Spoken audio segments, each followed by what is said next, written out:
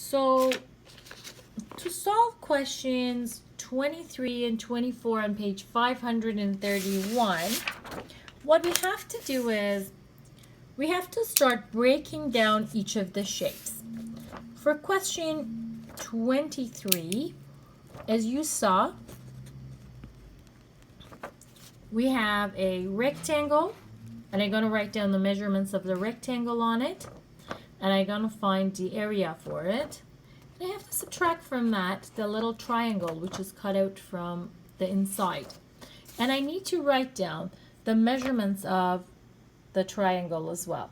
So this is going to be 3 centimeters and the base is going to be 4 centimeters. How? On the shape, as you can see, the length is 8 centimeters. A 2 and a 2 are cut out from both sides, so 4 is left there. So that gives me that the base of this triangle is 4.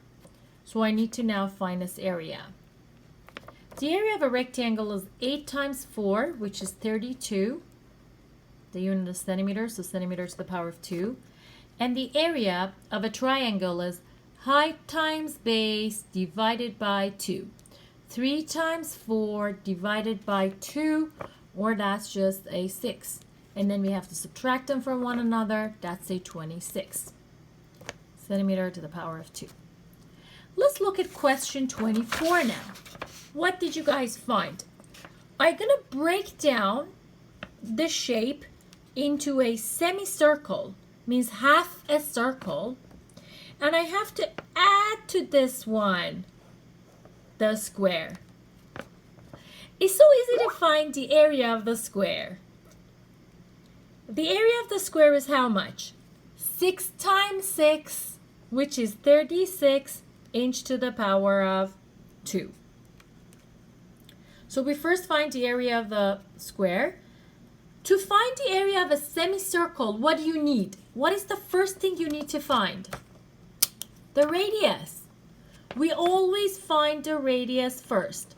So if this is the radius, that's half of the side of the square. So the radius is 3 inches. Now we need to find the area of this half a circle. First, you're going to write down the formula for area of a circle. What is that? Pi r squared. However, this is not a full circle. We have to divide it by 2. So that's going to be 3.14 times 3 to the power of 2 divided by 2, because it's only half a circle, or we call it a semicircle. What's the answer for that? What is 3.14 times 9 divided by 2?